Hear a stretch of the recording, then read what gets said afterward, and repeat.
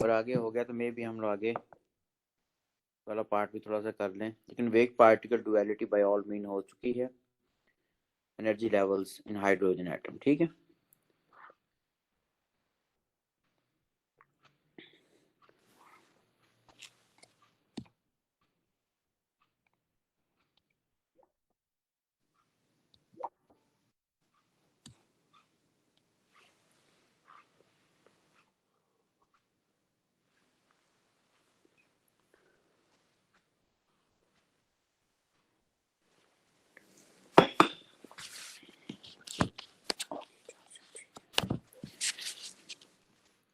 आज टॉपिक बेटा hydrogen atom है।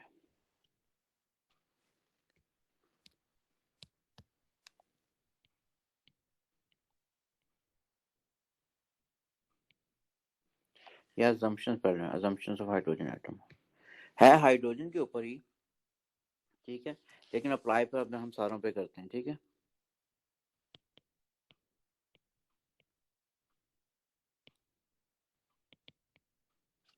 कुछ assumptions हैं।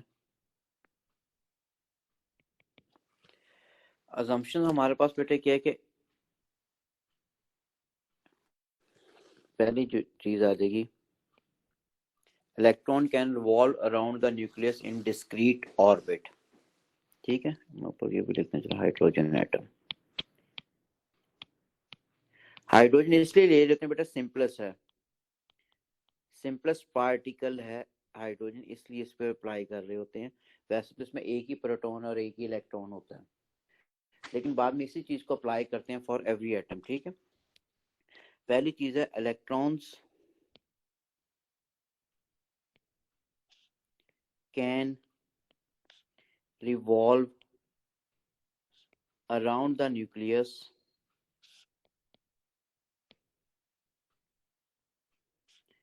इन डिस्क्रीट ऑर्बिट्स।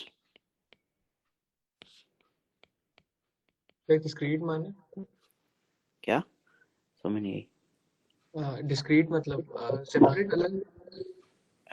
उन्हें बताता हूँ बेटा, डिस्क्रीट हम पहले कर चुके हैं। डिस्क्रीट पैकेट और क्वांटम ऑफ एनर्जी, डिस्क्रीट उसको कहते हो जो अच्छा, वो वाला, इंटीजर ठीक है। इंटेग्रल मल्टीपल हो, जिस चीज को काउंट किया जा सके। ठीक है, वो डिस्क्रीट होती है। ठीक है, discrete orbits, electron can revolve around the nucleus in discrete orbit. मतलब ये हो गया कि बेटे अब मैं हर किस पे, ये न्यूक्लियस हो गया दरमियान में, अब इलेक्ट्रॉन्स रिवॉल्व कर रहे हैं अराउंड द न्यूक्लियस, तो हमारे पास या इलेक्ट्रॉन फर्स्ट ऑर्बिट में होगा या इलेक्ट्रॉन सेकंड ऑर्बिट में होगा।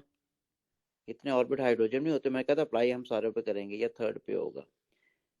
ठीक है, ये नहीं हो सकता कि इलेक्ट्रॉन दो ऑर्बिट्स के इन बिटवीन जो स्पेस है उसके अंदर हमारे पास एक पूरा इलेक्ट्रॉन वहां पे हो।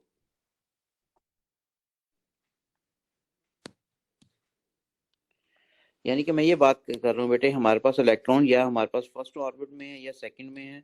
यानी ये यहाँ एन की वैल्यू सपोज मैं 1 ले लेता हूँ, दिस एन की वैल्यू यहाँ पे 2 ले ली, यहाँ पे एन की वैल्यू मैं 3 ले रहा हूँ। ठीक है, दिस एन इक्वल्स टू 1 इसमें हो सकता है, एन इक्वल्स टू 2 में हो सकता है, या n equals to third orbit में हो सकता है। अब जो केमिस्ट्री में फर्दर पढ़ चुके होते हैं कि पहले में दो और दो हैं, ठीक है, दूसरे में 8 हैं, वो जितने भी हैं वो आपको पता है, तीसरे में ब्ला ब्ला जितने भी हैं सोन। ठीक है, डॉट डॉट डॉट। यानी कहने का मतलब ये है कि इलेक्ट्रॉन कभी भी 360 डिग्री की रोटेशन या 2 पाई रेडियन की रोटेशन कभी भी कंप्लीट नहीं करेगा in the space between two orbits. यानी कभी ये, यानी कि ये हमारे पास क्या, ये वैक्यूम है ना यहाँ पे, इस एवैक्यूएटेड स्पेस में कभी भी 360 डिग्री की रोटेशन कंप्लीट नहीं होगी। 360 डिग्री यानी ये कभी नहीं हो सके इलेक्ट्रॉन यहाँ से निकले इस स्पेस में सारा मूव करके दोबारा आ जाए, 360 का एंगल पूरा कंप्लीट हो जाए। ठीक है, इसका मतलब ये है, मतलब इसका ये था, electron can not complete a 360 degree or 2 pi radian rotation in the space between two orbits or between a nucleus and N orbit, मतलब ये है, ठीक है ना। इलेक्ट्रॉन या फर्स्ट ऑर्बिट में होगा या सेकंड में, थर्ड में होगा। पूरी 360 डिग्री रोटेशन अगर कंप्लीट करनी है, ठीक है। ये कभी भी दो ऑर्बिट्स के इवैक्यूएटेड स्पेस में 360 डिग्री की रोटेशन नहीं होगी। हाँ, वैसे मूव कर सकता है इलेक्ट्रॉन, यहाँ से निकल के मे भी यहाँ पे चला जाए, वो मूव कर देगा, लेकिन इलेक्ट्रॉन कभी भी हमारे पास 360 डिग्री रोटेशन के लिए नहीं मूव करेगा, ठीक है। पहला था ये। दूसरे पे आ गया हमारे पास कि इलेक्ट्रॉन जो है जब अब रिवॉल्व कर रहा होता है इन इट्स ऑन ऑर्बिट, ये केमिस्ट्री में पढ़ी होती है चीजें आपने, तो कभी भी वो हमारे पास एनर्जी रेडिएट नहीं करता, ठीक है। दूसरा बेटे ये है, electron does not radiate any energy if revolving in its own orbit, या इसको एनर्जी लेवल भी कह सकते हैं। ऑर्बिट और एनर्जी लेवल एक ही चीज है, दोनों में कोई फर्क नहीं है, ठीक है। हम सर्कुलर ऑर्बिट जो हम लेवल शो कर देते हैं। इलेक्ट्रॉन जब अपने ऑर्बिट में मूव कर रहा होगा तो कभी भी एनर्जी रेडिएट नहीं करता, लेकिन उसके बाद टेंडेंसी होती है कि इलेक्ट्रॉन एनर्जी गेन कर सके, ठीक है। तो रेडिएट नहीं करता, लेकिन एबिलिटी होती है एब्जॉर्ब करने की। तीसरा हो गया,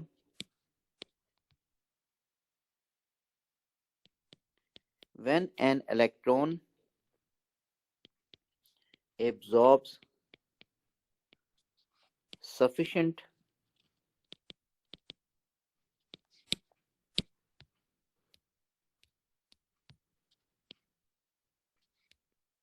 amount of energy,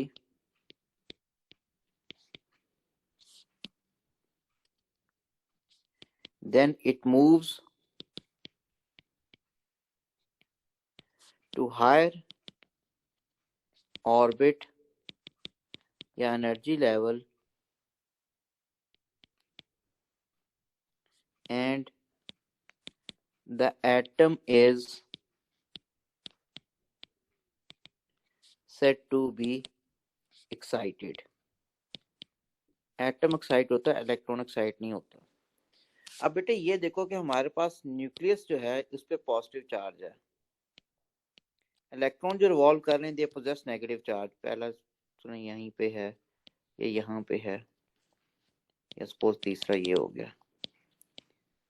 अब सीधी सी बात है, इलेक्ट्रॉन पे नेगेटिव चार्ज है, इस पे पॉजिटिव चार्ज है, पॉजिटिव चार्ज इलेक्ट्रॉन को अपनी तरफ अट्रैक्ट कर रहा होता है, इससे सेंटीमीटर फोर्स मिलती जा रही होती है। तो इलेक्ट्रॉन हमारे पास अगर रिवॉल्व करता जा रहा है अराउंड दिस न्यूक्लियस, तो फोर्स, रिजल्टेंट फोर्स लग रही है तभी रिवॉल्व कर रहा है।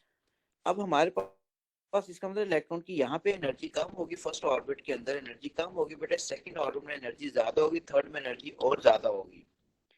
तो इलेक्ट्रॉन को यहाँ से मूव करने के लिए उसे वर्क करना पड़ेगा अगेंस्ट अ फोर्स। यहाँ से सपोज इलेक्ट्रॉन इसने मूव करना है, या सपोज इस इलेक्ट्रॉन ने मूव करना है, यहाँ से इस ऑर्बिट में जाना है, तो उसने वर्क करना है अगेंस्ट अ फोर्स। जब भी वर्क किया जाता है अगेंस्ट अ फोर्स, क्योंकि पॉजिटिव अट्रैक्ट कर रहा है, इलेक्ट्रॉन पे नेगेटिव चार्ज है, पॉजिटिव चार्ज न्यूक्लियस पे पॉजिटिव चार्ज अट्रैक्ट कर रहा है, तो उसने अगर अगेंस्ट अ फोर्स वर्क करना, उसे एनर्जी मिलेगी, तब उसके पास एबिलिटी आएगी वर्क करने के लिए, ठीक है। तो सफिशिएंट का वर्ड मैंने क्यों लिखा है, सफिशिएंट का वर्ड इसलिए लिखा है कि हमारे पास सपोज करता हूँ कि ये न्यूक्लियस है बेटे, ठीक है। पॉजिटिव चार्ज ये पहला ऑर्बिट हो गया, ये दूसरा ऑर्बिट हो गया, ठीक है। अब पहले ऑर्बिट में सपोज कर रहा हूँ कि एनर्जी कितनी चाहिए होती है, मैंने सपोज किया कि 12 वोल्ट चाहिए, 12 इलेक्ट्रॉन वोल्ट। यहाँ पे मूव करने के लिए उसे चाहिए सपोज 20 इलेक्ट्रॉन वोल्ट। अब इसका मतलब 12 तो ऑलरेडी है, उससे 8 इलेक्ट्रॉन वोल्ट और एनर्जी मिलेगी तो इलेक्ट्रॉन यहाँ पे जाएगा, अगर नहीं मिलेगी तो यहीं पर वॉल्व करता रहेगा, ठीक है ना। उसमें 8 इलेक्ट्रॉन वोल्ट एनर्जी मिलेगी तो इलेक्ट्रॉन ने यहाँ पे जाना है, अदरवाइज उसे 8 से कम होगी और होगी 7 वोल्ट इलेक्ट्रॉन वोल्ट होगी तो यहीं पर वॉल्व करता रहेगा, ठीक है। इसे सफिशिएंट को मैंने कहा था, एक ऑर्बिट से दूसरे ऑर्बिट में खुद ही नहीं चला जाएगा, वो हायर ऑर्बिट है, हायर ऑर्बिट में जाने के लिए उसको वर्क करना पड़ेगा against the attractive pull of the positive nucleus, ठीक है। तो वर्क तब भी होगा जब एनर्जी होगी, तो एनर्जी को डिफाइन हम करते हैं एबिलिटी टू डू वर्क। तो सफिशिएंट एनर्जी मिलेगी तब उसने जाना, अदरवाइज उसने जाने को नहीं है। अब एटम एक्साइट हो गया, एटम ने ज्यादा देर तक एक्साइटेड स्टेट में नहीं रहना होता है, इसने डी एक्साइट होना होता है, ठीक है। तो हमारे पास during de excitation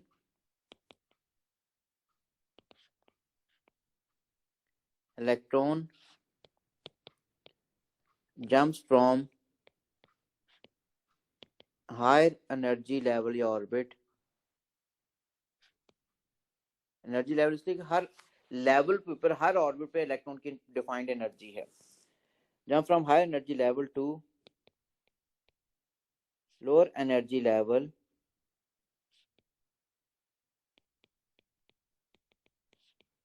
and releases energy in the form of photons of definite wavelength.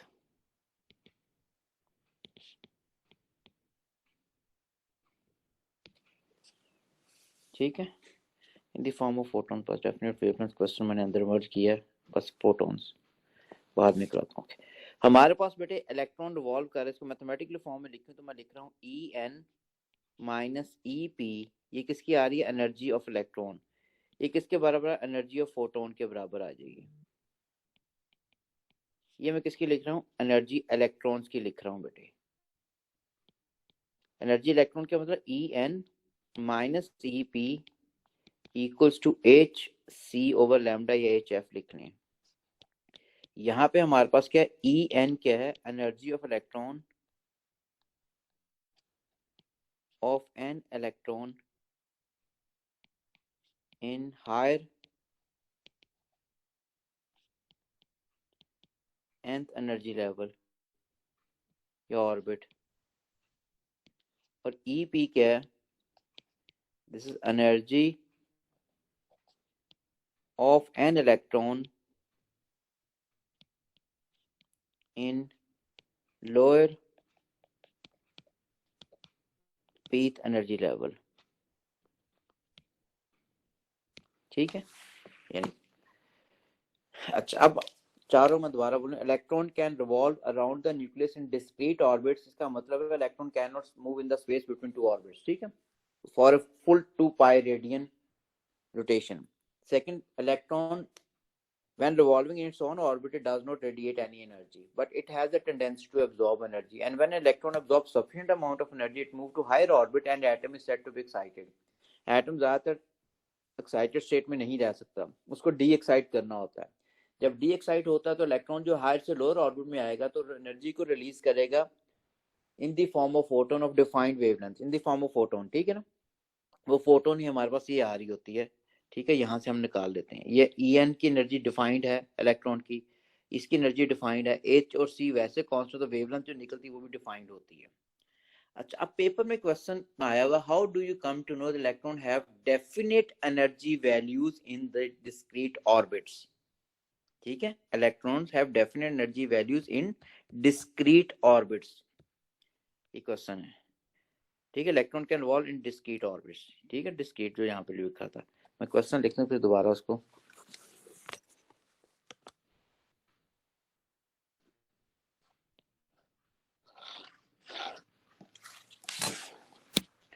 Question बेटे है,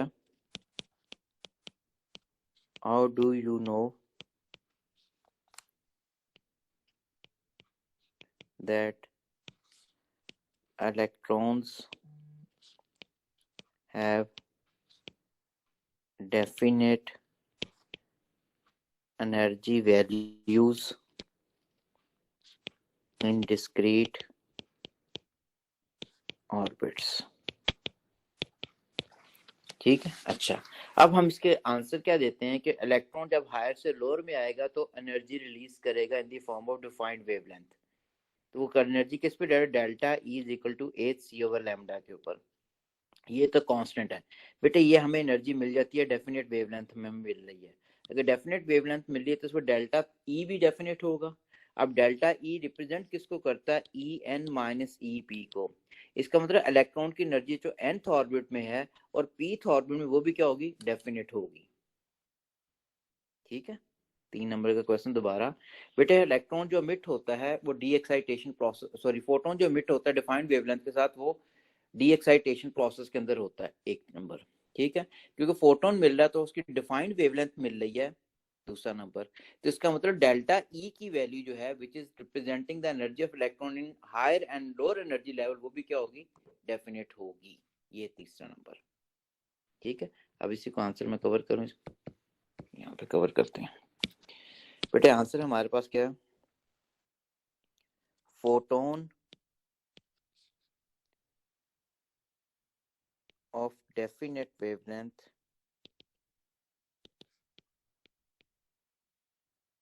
ये 1 नंबर इसका है। ठीक है, is released during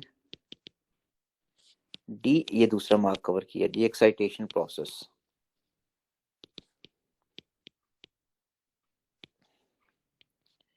this wavelength depends upon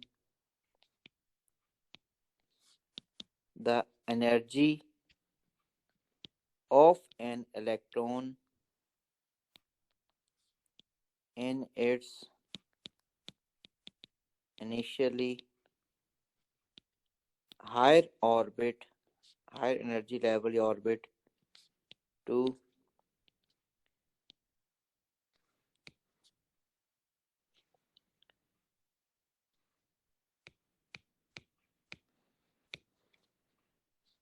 initial high energy level, and the depends upon the energy of electron in its high and the lower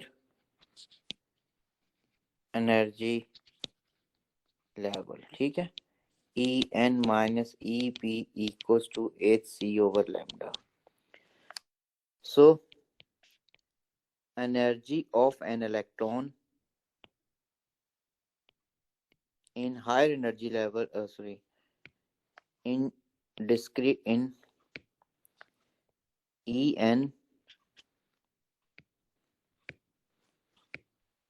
in discrete orbits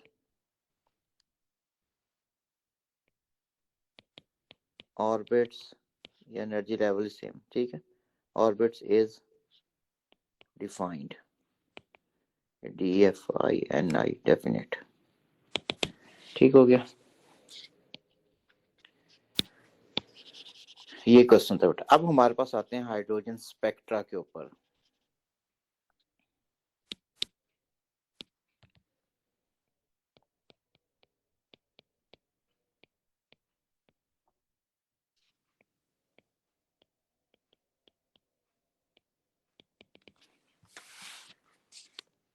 hydrogen spectrum बेटा, अब जो मैं equation लिखूंगा उसको आपने रट्टा नहीं लगाना, पेपर में अगर आएगा तो गिवन होगी, उसकी एनर्जी लेवल को याद नहीं करना होता हमने।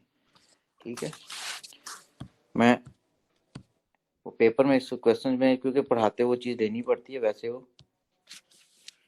पेपर में अगर आएगा तो गिवन होती है, पेपर में क्वेश्चन जिसमें आता है वो बाद में कराता भी हूँ। ठीक है बेटा, ये मैं लिख रहा हूँ energy of an electron in nth orbit या एनर्जी लेवल।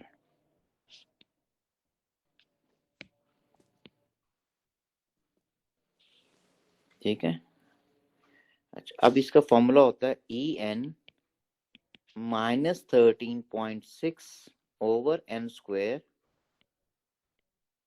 Electron volt.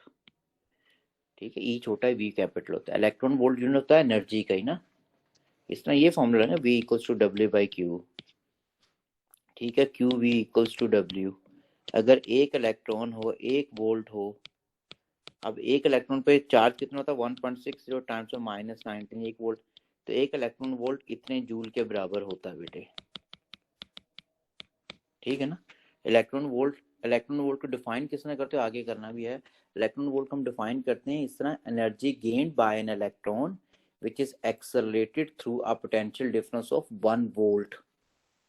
ठीक है, एनर्जी लिख रहे हैं kinetic energy gained by an electron which is accelerated through a potential difference of 1 volt, उसको आप कहोगे दैट इज इलेक्ट्रॉन वोल्ट। ठीक है, तो ये हमने माइनस 13.6। मैंने कहा इस वैल्यू को रटाने लगाना याद नहीं करना, पेपर में अगर आएगा तो this will be given to you. अच्छा, एन क्या है? In the nth orbit. अगर हम फर्स्ट एनर्जी लेवल लेते हैं यानी न्यूक्लियस के करीब जो है, ठीक है,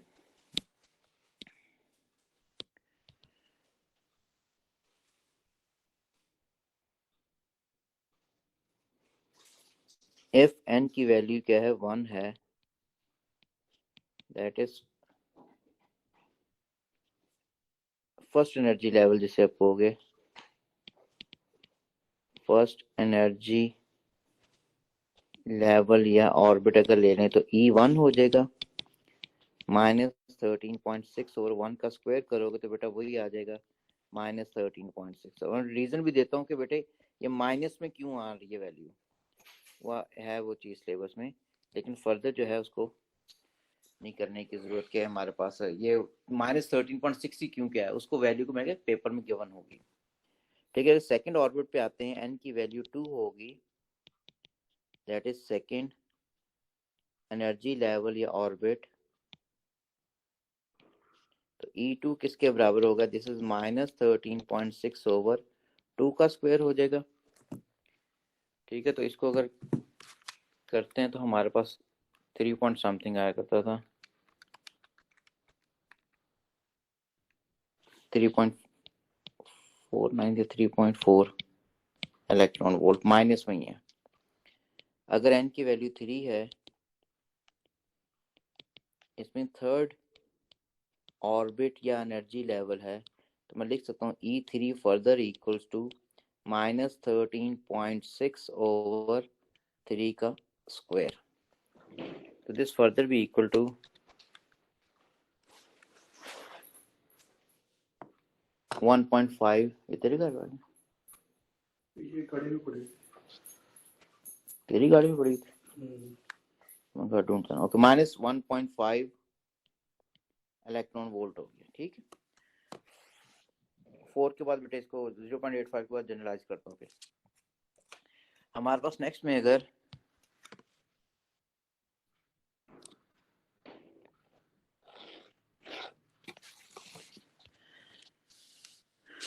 फोर n इक्वल टू 4 में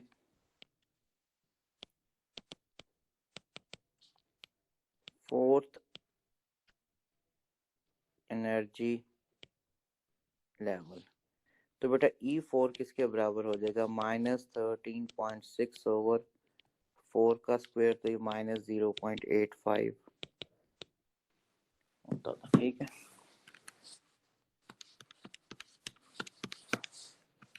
ये ठीक। अब सो ऑन चलते जा रहे हैं। अगर ये हम अप्लाई करते हैं कि हमारे पास nth एनर्जी लेवल का electron is no longer the part of that atom, ion बन चुका, आयोनाइजेशन हो चुकी है।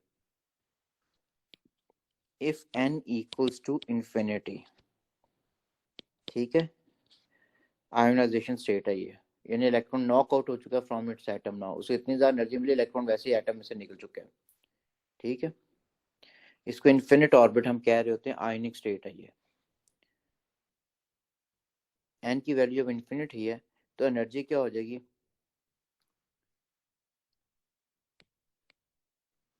That is energy of an electron. यहाँ पे अगर करें तो E इन्फिनिटी किसके बराबर हो गया? माइनस 13.6 ओवर इन्फिनिटी का स्क्वायर, तो वैसे ही एल हॉस्पिटल रूल लगना है, ये 0 होगी। ठीक है, 0 होगी। अच्छा, अब सारी एनर्जी लेवल जो है थी वो नेगेटिव एनर्जी वैल्यूज रखती थी। क्यों? हमारे पास ये पॉजिटिव न्यूक्लियस है, ये इलेक्ट्रॉन है, दरम्यान में फोर्स कौन सी एग्जिस्ट करती है? इलेक्ट्रिक फोर्स, जो है अट्रैक्टिव फोर्स है। अट्रैक्टिव फोर्स हमेशा नेगेटिव से रिप्रेजेंट करते हैं। ये वही रीजन बनती है, जिसका ग्रेविटेशनल पोटेंशियल की वैल्यू क्या लेते थे हम? नेगेटिव। ग्रेविटेशनल पोटेंशियल एनर्जी की वैल्यू हम क्या लेते थे? नेगेटिव, क्योंकि अट्रैक्टिव थी। और जितना दूर जाते जाते हो, खुद कभी भी चीज नहीं जा सकती, इसको आप फर्दर एनर्जी प्रोवाइड करोगे तो जाएगी, ये फर्दर एनर्जी प्रोवाइड करोगे तब जाएगी। अगर यहाँ पे चली गई तो वैल्यू क्या हो चुकी है? 0। ये वैल्यू क्या होगी? मैक्सिमम हो रही। जब अगेंस्ट द फोर्स वर्क कर रहे हो तो एनर्जी ज्यादा होती जा रही, मैक्सिमम एनर्जी कितनी होगी? वो 0 हो रही है यहाँ पे। अगर एनर्जी मैक्सिमम जीरो हो रही है, इसका मतलब इलेक्ट्रॉन जब हायर से या आउटसाइड एन एटम से एटम के अंदर आएगा तो एनर्जी इसकी जीरो से डिक्रीज करेगी। अगर एनर्जी जीरो से डिक्रीज करे तो मैथमेटिकली किस में आई थी, वो नेगेटिव में। इसलिए सारी एनर्जी वैल्यूज की वैल्यू जो है थी वो नेगेटिव में रिप्रेजेंट की थी। ठीक है, तो हमारे पास इसको अगर हम लिखें तो further we can write then significance of negative sign में यहाँ पे कंसिडर करूं significance of negative sign. All energy levels represent the negative energy of an electron because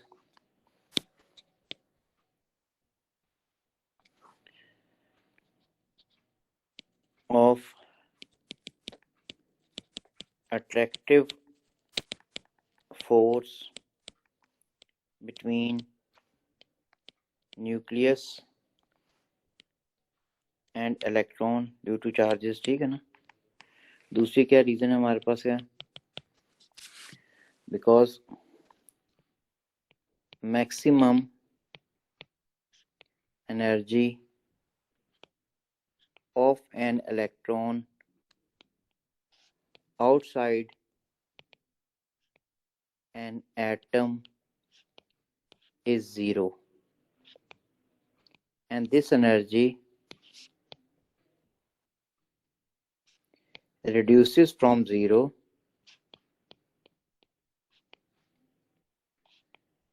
and becomes in negative if an electron comes closer to nucleus। ठीक है, ये होगी। अब आगे इंपॉर्टेंट चीज अब मेजर आ गई, एनर्जी लेवल डायग्राम।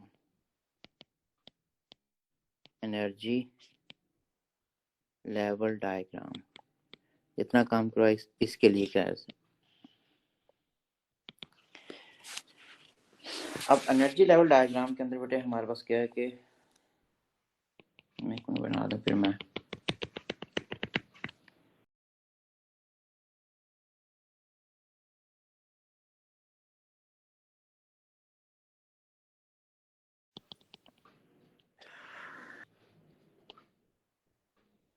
ओके ठीक है, शुक्र है बेटे। ये मैंने ऑर्बिट्स बनाए हैं सिंपल जो हैं। ये हमारे पास है n इक्वल्स टू 1, ये हो गया n equals to 2, n equals to 3, n equals to 4, so on and n equals to infinity. ठीक है। अब फर्स्ट ऑर्बिटल इलेक्ट्रॉन की एनर्जी कितनी थी, 13.6 इलेक्ट्रॉन वोल्ट इन नेगेटिव। यहाँ पे सेकंड में आ रही that was negative 1.3.4 electron volt. इसमें आ रही नेगेटिव 1.5 इलेक्ट्रॉन वोल्ट। यहाँ पे आ रही नेगेटिव 0.85 इलेक्ट्रॉन वोल्ट, और यहाँ पे जाके क्या आ रही थी, जीरो थी आउटसाइड एटम। अब ये हमारे पास जो है गैप जो मैंने बनाया, दिस इज क्रिटिकल। गैप के लिए टाइम मुझे लगा है। गैप क्रिटिकल क्यों है, ये गैप रिप्रेजेंट कर रहा होता है difference of energy which an electron is needed in order to make transition between these two energy levels. यानी कि ये देखो हमारे पास in n equal to 1 n equal to 2 में ठीक ठाक ज्यादा गैप है। वो ज्यादा गैप किसको रिप्रेजेंट कर रहा है कि हमारे पास कितनी इलेक्ट्रॉन को एनर्जी चाहिए, इलेक्ट्रॉन को इतनी एनर्जी चाहिए -3.4 -13.6। ठीक है, तो 10.2 इलेक्ट्रॉन वोल्ट एनर्जी चाहिए इलेक्ट्रॉन को मूव करने के लिए n इक्वल टू 1 से n इक्वल टू 2, इसलिए गैप भी ज्यादा है।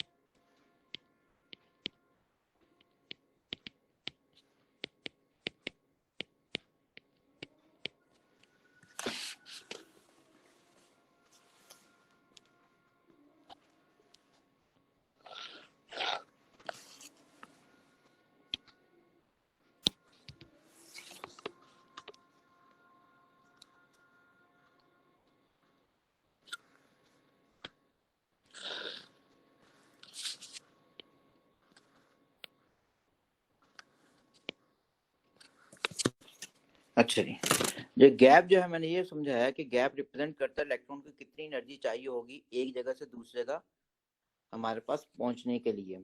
इसका मतलब n=2 से n=1 पे अगर आता है तो बेटा 10.2 इलेक्ट्रॉन वोल्ट एनर्जी वो रिलीज करेगा। अब ये मैंने ऑर्बिट बनाए, ये फर्स्ट ऑर्बिट है बेटे, ये सेकंड ऑर्बिट है, ये थर्ड है। और हम पढ़ चुके हैं दो ऑर्बिट के इन बिटवीन जो स्पेस, ये इवैक्यूएटेड स्पेस, इसमें इलेक्ट्रॉन कभी भी 360 डिग्री की रोटेशन कंप्लीट नहीं कर सकता। ठीक है, तो हमारे पास इसका मतलब इलेक्ट्रॉन को अगर -13.6 इलेक्ट्रॉन वोल्ट है, उसको 10.2 इलेक्ट्रॉन वोल्ट एनर्जी दोगे तो हमारे पास नेक्स्ट ऑर्बिट में जाएगा। ठीक है, तो जो गैप होगा वो क्रिटिकल है बेटा, पेपर के अंदर भी वो रिप्रेजेंट करता है difference of energy which electron is needed in order to move from lower to higher orbit, या हायर से लोअर ऑर्बिट में आता है कितनी एनर्जी रिलीज करेगा, दैट इज 10.2 इलेक्ट्रॉन वोल्ट है। तो गैप हमारे पास उसको रिप्रेजेंट कर रहा है। वैसे दोनों ऑर्बिट के में जो स्पेस है, गैप हम रिप्रेजेंट कर रहे हैं, ये इवैक्यूएटेड स्पेस, ये वैक्यूम ही है यहाँ पे। और यहाँ पे अगर आप देखते हो इन दोनों के दरमियान गैप कितना बनता है हमारे पास बेटा, एक वैल्यू है -1.5 -3.4 -3.4। तो बेटा इनको माइनस करते हो तो हमारे पास आंसर आता है 1.9 हो गया। ठीक है, नेक्स्ट में हमारे पास क्या है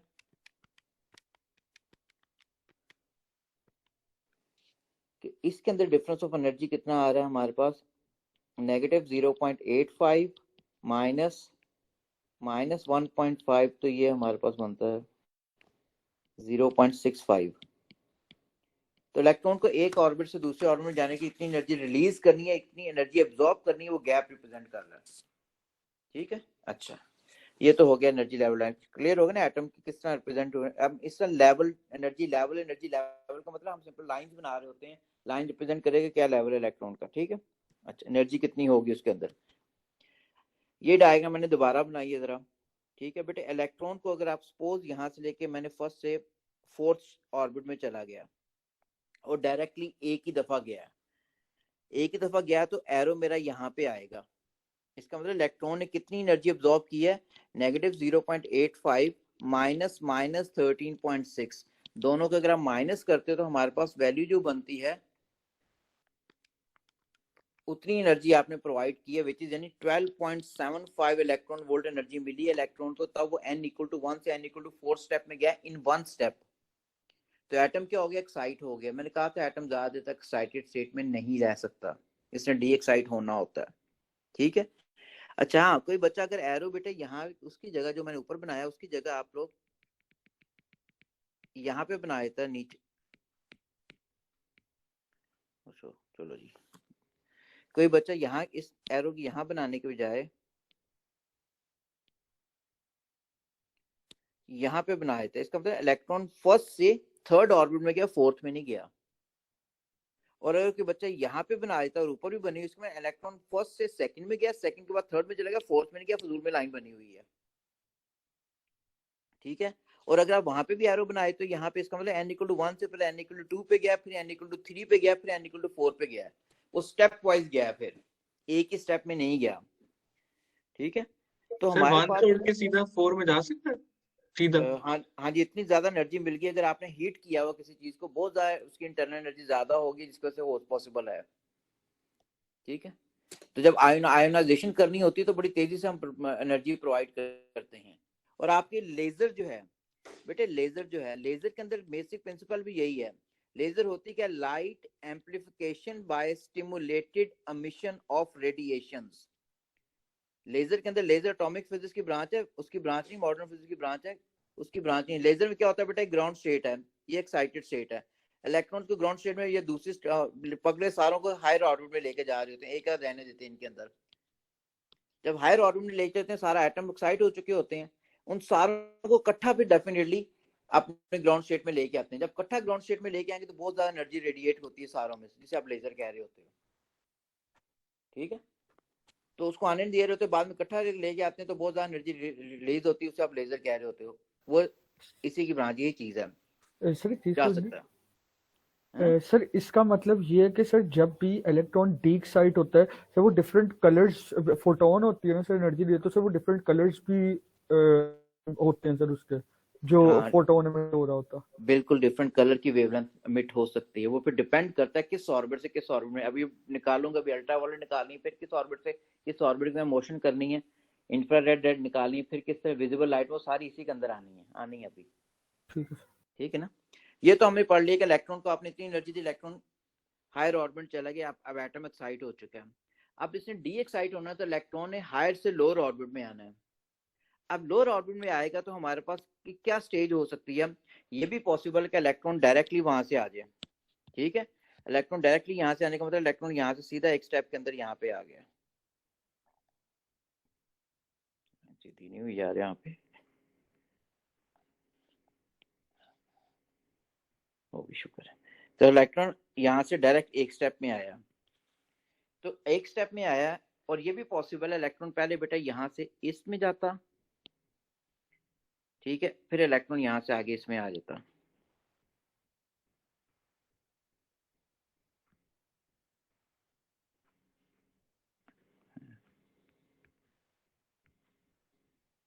इलेक्ट्रॉन पहले इसमें गया, फिर इलेक्ट्रॉन यहाँ से इसमें आ गया एक स्टेप के अंदर, ये भी पॉसिबल है। और ये भी पॉसिबल था इलेक्ट्रॉन यहाँ से बेटा इस पे जाता, फिर इलेक्ट्रॉन यहाँ से इसमें आ गया। और ये भी पॉसिबल है कि इलेक्ट्रॉन पहले हमारे पास गया इसके अंदर, फिर वो आया इसके अंदर, फिर वो आ गया इसके अंदर। अब हर जगह जो एनर्जी रिलीज होनी है वो डिफरेंट वेवलेंथ की होनी है। अब मैंने तो डिफरेंट स्टेजेस शो की हैं। अब पेपर में क्वेश्चन कहता है कि हमारे पास ये electron n equal to 1 n equal to 4 में अगर गया तो कितनी एनर्जी एब्जॉर्ब करवाई इसने, वो आपने जूल में आंसर नॉर्मली देना होता है। वो मैंने आपको बता दिया था 0.85 में से माइनस करोगे -13.6 इलेक्ट्रॉन वोल्ट में आ जाएगा, इसको मल्टीप्लाई कर दोगे 1.60 टाइम्स ऑफ -19 से आंसर जूल के अंदर आ गया। ठीक है, ये तो हो गया। अब वो कहता है कि जब डी एक्साइटेशन हो रही है तो आप एनर्जी लेवल्स बनाएं, energy levels D excitation process को एनर्जी लेवल पर रिप्रेजेंट करें, जो ये वाला था। अब वो कहता है मार्क करें इसमें से लॉन्गेस्ट वेवलेंथ कहां से निकल रही है, मार्क करें जिसमें लॉन्गेस्ट वेवलेंथ निकलेगी, ठीक है, और मार्क करें जिसमें शॉर्टेस्ट वेवलेंथ निकलेगी, बाद में उसकी वैल्यू निकालने के लिए कहता है। अब लॉन्गेस्ट वेवलेंथ के लिए बेटा फॉर्मूला हमने क्या पढ़ा हुआ है, E n minus E p equals to h c over lambda. यार ये तो कांस्टेंट है बेटे, ये हमारे पास है। अगर इसकी वैल्यू लॉन्गेस्ट निकालनी है तो ये डिफरेंस क्या होना चाहिए, एनर्जी का कम होना चाहिए। तो डिफरेंस ऑफ एनर्जी हमारे पास किस में कम आ रहा है, यहाँ पे, क्योंकि गैप भी कम है ना। तो इसका मतलब ये जो मैंने ट्रांजिशन शो की हुई है, ये वाली, सॉरी, ये वाली हमारे पास इसमें से लॉन्गेस्ट वेवलेंथ निकल रही होगी, या ये वाली जो ट्रांजैक्शन शो हुई है ये भी हमारे पास क्या लॉन्गेस्ट वेवलेंथ को रिप्रेजेंट कर रही है, ये लॉन्गेस्ट वेवलेंथ एमिट हो रही है। जितना एनर्जी डिफरेंस कम होगा उतनी वेवलेंथ ज्यादा होगी। फिर कहता है शॉर्टेस्ट वेवलेंथ कहाँ से निकल रही है, शॉर्टेस्ट वेवलेंथ के लिए हमारे पास क्या, वही सीधी सी बात होगी अब, कि अगर बेटा वेवलेंथ छोटी है तो एनर्जी डिफरेंस आपने ज्यादा शो करना है, एनर्जी ये ज्यादा होना चाहिए। ज्यादा कहाँ से निकल रही है हमारे पास, एनर्जी डिफरेंस सबसे ज्यादा बन रहा है जब n इक्वल टू 4 से n इक्वल टू 1 पे फर्स्ट स्टेप में आ रहे हो। तो यहाँ से जो वेवलेंथ निकली इस वाले केस के अंदर किसे, ये हमारे पास क्या होगी, इस वेवलेंथ सबसे छोटी होगी, ये जो निकल रही, ठीक है, ये हमारे पास क्या स्मॉलेस्ट वेवलेंथ है।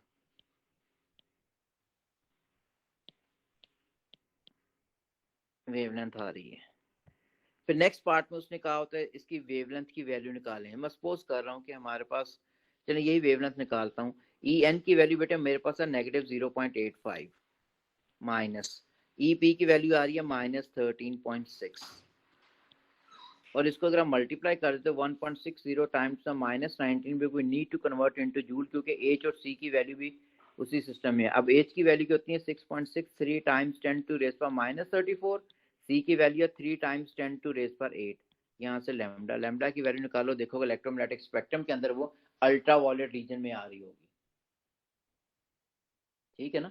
तो अल्ट्रा वायलेट रेडिएशन निकालनी हो तो इलेक्ट्रॉन को फोर्थ से फर्स्ट ऑर्बिट में भेज रहे होते हैं।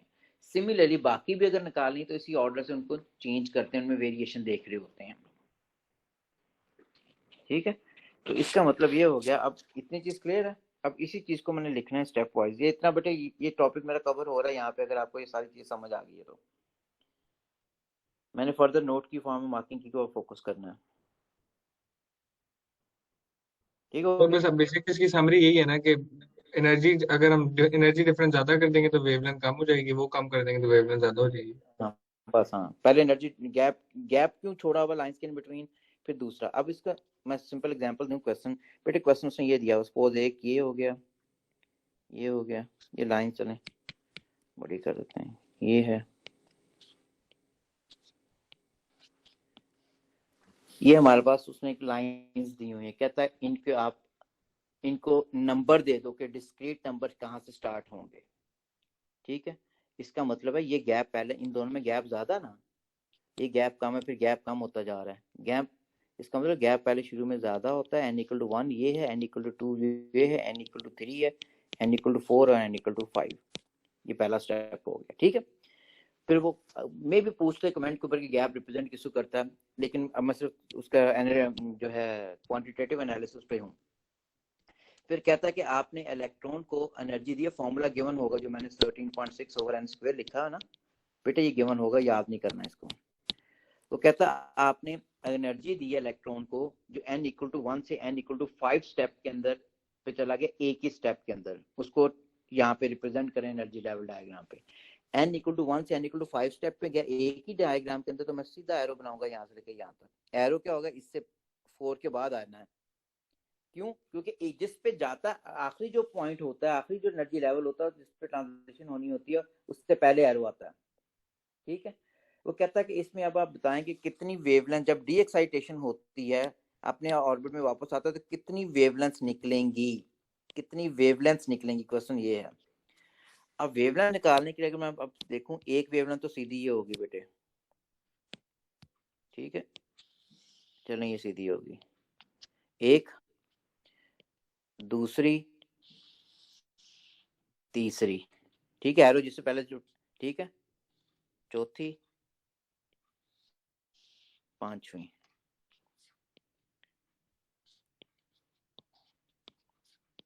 सर ये तो पॉसिबल है ना कि स्टेप बाय स्टेप हो, मतलब अगर डायरेक्टली भी पहुंच रहे तो वेवलेंथ एक नहीं होनी चाहिए? उसने क्या नंबर ऑफ वेवलेंथ आपने बतानी कितनी वेवलेंथ निकली, ये तो हमें बता रहा हूँ कि हमारे पास जो वेवलेंथ निकलती है, फॉर्मूला जो पढ़ा था बेटा E n minus E p equals to h c over lambda, उसमें ये डेफिनेट निकलती है। ये डेफिनेट निकलती है, एनर्जी भी इसका मतलब डेफिनेट है। तो आपने इस डेफिनेट को स्पेसिफाई करना होता है कितनी है ये।